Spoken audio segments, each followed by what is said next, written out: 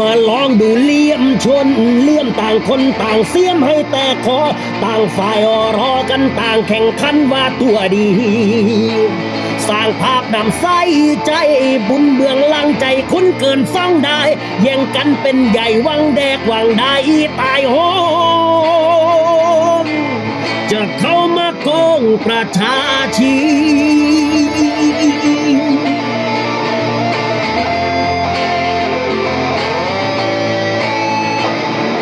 มึงมันดักปรีมึงเองก็อักปรีจ้องแดกภาษีไม่มีความโปร่งใส